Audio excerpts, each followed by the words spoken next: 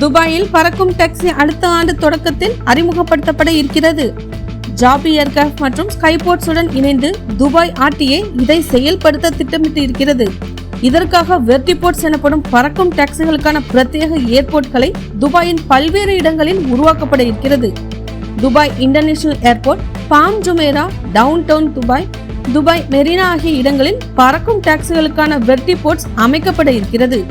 Dubai பறக்கும் டாக்ஸிகளுக்கான பரிசோதனை ஓட்டம் அமெரிக்காவின் கலிபோர்னியாவில் உள்ள மெரினா விமான நிலையத்திலிருந்து மான்ட்ரே விமான நிலையம் வரை துபாய் பறக்கும் டாக்ஸிகள் கொண்டு வெற்றிகரமான பரிசோதனை நிகழ்த்தப்பட்டுள்ளது. இந்த பரிசோதனையின் போது 10 நாட்டிக்கல் மைல் தூரத்தை 12 நிமிடங்களில் துபாய் பறக்கும் டாக்ஸிகள் கடப்பதாக தெரிவிக்கப்பட்டுள்ளது. துபாயில் $25 மில்லியன் மதிப்புள்ள பிங்க் டைமண்ட் திருட முயற்சி, தடுத்து நிறுத்திய துபாய் காவல்துறை. $25 மில்லியன் மதிப்புள்ள விலை உயர்ந்த பிங்க் டைமண்டை திருடுவதற்காக ஒரு கும்பல் ஓராண்டாக திட்டமிட்டது தெரிய வந்திருக்கிறது. விலை உயர்ந்த பொருட்களை வாங்கும் நபர் போல திட்டமிட்டு துபாயில் உயர்தட இடங்களில் முக்கிய புள்ளிகளுடன் விலை உயர்ந்த பொருட்களை வாங்குவது போல பல சந்திப்புகளை அந்த கும்பல் நடத்தியுள்ளது. இறுதியாக குளிர்சாதன ரெஃப்ரிஜரேட்டரில் வைத்திருந்த இந்த பிங்க் டைமண்டை கடத்த முயற்சி செய்த போது துபாய் காவல்துறை சுற்றி வளைத்து பிடித்துள்ளது.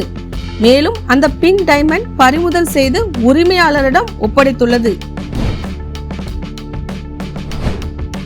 அமீரகத்தின் டெலிகிராம் நிறுவனமான டியூபே எனப்படும் புதிய டிஜிட்டல் வேலட் பிளாட்ஃபார்மை அறிமுகப்படுத்தியுள்ளது.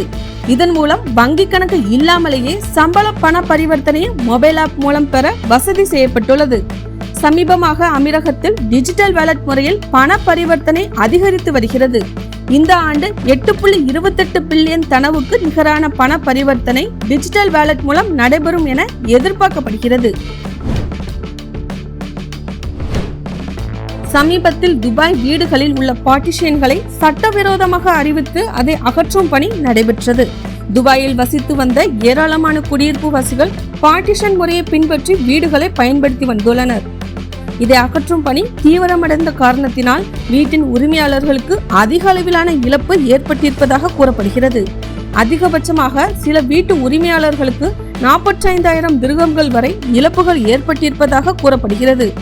இதனால் வீட்டு உரிமையாளர்கள் வீடுகளை வாடகைக்கு விடுவதற்கு பதிலாக ஹாலிடே ஹோம்களாக மாற்ற திட்டமிட்டுள்ளனர்.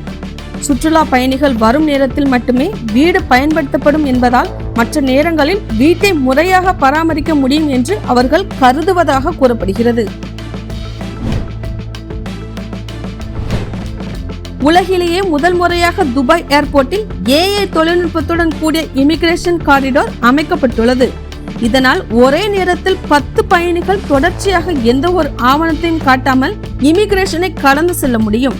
அதாவது வேறொரு நாட்டிலிருந்து அமீரகத்திற்குள் நுழைவதற்கு முன்பே அவர்களது தரவுகள் AI மூலம் சரிபார்க்கப்படும் என்பதால் இமிகிரேஷனில் மிக விரைவாக கடந்து செல்லும் வகையில் இந்த தொழில்நுட்பம் அமைக்கப்பட்டுள்ளது. AI மூலம் பரிசோதிக்கப்படும் பாஸ்போர்ட்களில் சந்தேகத்துக்குள்ளான பாஸ்போர்ட்களை மீண்டும் பாதுகாப்பு சோதனைக்கு உட்படுத்தப்படும் என்றும் கூறப்படுகிறது. இமிகிரேஷனில் AI தொழில்நுட்பத்தை கொண்டு வருவதன் மூலம் விமான சேவை துறையில் உலகில் முன்னணி நாடாக துபாய் இருப்பதை இது மேலும் உறுதிப்படுத்துகிறது. எமிரேட்ஸ் ஏர்லைன்ஸில் பவர் பேங்க் கொண்டு செல்ல அக்டோபர் 1 முதல் தடை விதிக்கப்பட்டுள்ளது. லித்தியம் அயன் பேட்டரிகள் எளிதில் தீப்பற்றிக் கொள்ளும் அபாயம் இருப்பதால் இந்த நடவடிக்கை மேற்கொள்ளப்படுவதாக கூறப்படுகிறது. எனினும் 100 வாட் ஹவருக்கு குறைவாக உள்ள பவர் பேங்க் அனுமதிக்கப்படும் என்றாலும் கடுமையான கட்டுப்பாடுகளை பின்பற்ற வேண்டும் என்று கூறப்பட்டுள்ளது. கையில் மட்டுமே கொண்டு வர வேண்டிய இந்த வகை பவர் பேங்க் அதனுடைய கெப்பாசிட்டிகளை தெளிவாக குறிப்பிட்டிருக்க வேண்டும். விமானத்தில் தலைக்கு மேலே உள்ள கம்பார்ட்மெண்டில் பவர் பேங்கை வைக்கக்கூடாது. சீட் பாக்கெட்களில் மட்டுமே வைக்க வேண்டும். மேலும் பயணத்தின் போது எந்த ஒரு இடத்திலும் பவர் பேங்க் மூலம் சார்ஜ் செய்யக்கூடாது என்றும் கூறப்பட்டுள்ளது.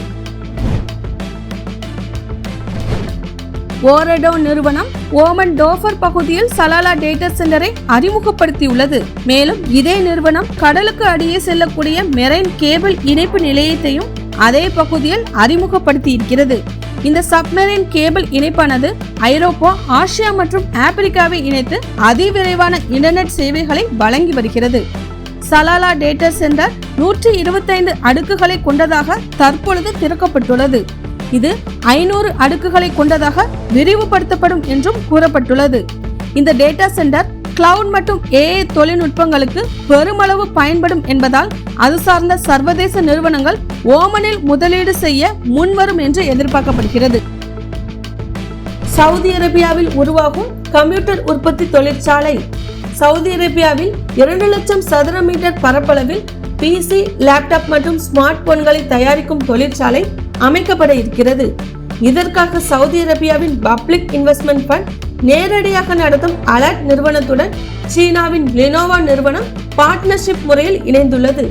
மேலும் இதற்காக லினோவா நிறுவனம் தனது பிராந்திய தலைமையிடத்தை சவுதி அரேபியாவின் ரியாத்திற்கு தற்பொழுது மாற்றியிருப்பது குறிப்பிடத்தக்கது.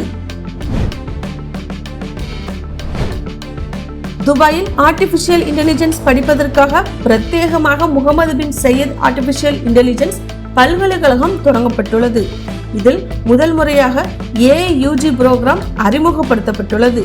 இந்த AUGயில் சேர உலகம் முழுவதும் இருந்து 8000 விண்ணப்பங்கள் வந்திருந்தது. இதில் வெறும் 115 விண்ணப்பங்கள் மட்டுமே தேர்ந்தெடுக்கப்பட்டு அனுமதிக்கப்பட்டுள்ளனர். AI for engineering, AI for business ஆகிய 2 படிப்புகள் இந்த பல்கலைக்கழகத்தில் தொடங்கப்பட்டுள்ளது. AI இண்டஸ்ட்ரியாக துபாய் மாறி வரும் நிலையில் இங்கு AI தொழில்நுட்பம் குறித்து படிக்கும் வாய்ப்பு கிடைக்கப்பெற்றால் முதல் நாளிலிருந்து AI நேரடியாக தொழில் முறையாக கற்றுக்கொள்ளும் வாய்ப்பு அதிக அளவு உள்ளது. இதனால் உலகளவில் இந்த பல்கலைக்கழகம் AI கல்வியில் புதிய மைல்கல்லாக பார்க்கப்படுகிறது. ஓமனுக்கு சுற்றுலா வந்த பயணி மலையில் இருந்து வழுக்கி விழுந்து பலி. ஓமன் நாட்டில் உள்ள ஓமன் தோஃபார் பகுதி அரபு நாட்டிலேயே வேறு எங்கும் இல்லாத அளவுக்கு பச்சை பசேல் என்று இருக்கும். இதனால் வளைகுடாவின் பிற பகுதிகளில் இருந்து பலர் இந்த இடத்தில் சுற்றுலாவுக்கு வருவது வழக்கம். அப்படி சுற்றுலாவுக்காக வந்த ஒருவர் ஓமன் தோஃபாரில் உள்ள ஜபல் சமகான் என்ற செங்குத்தான மலை ஏற முயற்சித்த போது மழையின் காரணமாக வழுக்கி விழுந்து பலியாகியுள்ளார். இந்த பகுதி மழைக்காலங்களில் அதிக ஆபத்து நிறைந்ததாக இருப்பதால் சுற்றுலா பயணிகள் மிகுந்த கவனத்தோடு வர வேண்டும் என்று அதிகாரிகள் எச்சரித்துள்ளனர். புகழ்பெற்ற சில்க் ரோடை போல சர்வதேச பேரீச்ச சாலையை உருவாக்க சவுதி திட்டமிடப்பட்டுள்ளது. சவுதி விஷன் 2030 குவாசிமான் என்ற திட்டத்தை அறிமுகப்படுத்தியுள்ளது. இந்த திட்டத்தின் அடிப்படையில் விவசாய உற்பத்திகளை அதிகரித்து பச்சை நகரங்களை உருவாக்கி அதன் மூலம் பொருளாதார சுழற்சி முறையை ஏற்படுத்தி வெளிநாடுகளுக்கு அதிக அளவு ஏற்றுமதி செய்ய சவுதி திட்டமிட்டுள்ளது. திட்டத்தின் ஒரு பகுதியாக வரலாற்றில் புகழ்பெற்ற சில்க் ரோடு போல இன்டர்நேஷனல் டேட்ஸ் ரோடை உருவாக்க சவுதி திட்டமிட்டுள்ளது. சில்க் ரோடானது சீனாவில் இருந்து ஐரோப்பாவை வர்த்தக ரீதியாக இணைக்கக்கூடிய ஒரு சாலையாக இருந்து வருகிறது. தற்பொழுது இதை மீண்டும் புதுப்பிக்க சீனா முயற்சித்து வருகிறது. சவுதி உருவாக்கும் இன்டர்நேஷனல் டேட்ஸ் ரோடை இந்த சில்க் ரோடை இணைக்க திட்டமிடப்பட்டுள்ளது. இதன் மூலம் ஆண்டுக்கு 5,78,000 டன் பேரிச்சம்பழத்தை ஏற்றுமதி செய்ய சவுதி அரேபியா திட்டமிடப்பட்டுள்ளது. சவுதி அரேபியா சுல்ஃபி பகுதியில் புதிய ரயில் நிலையத்தை அறிமுகப்படுத்திய சவுதி ரயில் கம்பெனி. ரியாத்திலிருந்து குரையாத் வரை 2018ஆம் ஆண்டு முதல் பயணிகள் ரயில் தினசரி 6 முறை இயக்கப்பட்டு வருகிறது. இதில் ஏற்கனவே 6 நிறுத்தம் இருந்த நிலையில் 7வது நிறுத்தமாக சுல்ஃபி பகுதியில் தற்பொழுது அமைக்கப்பட்டுள்ளது. குவைத் விமான நிலையத்தில் செல்ஃப் செக்கிங் சிஸ்டம் அறிமுகப்படுத்தப்பட்டுள்ளது. டெர்மினல் 4இல் வரும் பயணிகள் தானியங்கி செக்கிங் சிஸ்டத்தை பயன்படுத்திக் கொள்ளலாம். இந்த சிஸ்டத்தின் மூலம் பயணிகள் தாங்களாகவே தங்களுடைய லக்கேஜ்களை எடை பார்த்து போர்டிங் பாஸை தாங்களாகவே பிரிண்ட் எடுத்துக்கொள்ளலாம். துபாய் சிலிகான் ஓசிஸில் ரயில் பஸ் போக்குவரத்து வர இருக்கிறது. அதாவது பஸ் போன்ற ஒரே கம்பார்ட்மெண்ட்களை கொண்ட வாகனம் குறிப்பிட்ட ரயில் டிராக்கில் ஓடுவதுதான் ரயில் பஸ். துபாய் டெவலப்மெண்ட் ஹப்பில் 50,000 சதுர அடியை கடக்க இந்த ரயில் பஸ்கள் துபாய் சிலிகான் ஓசிஸில் வர இருக்கிறது.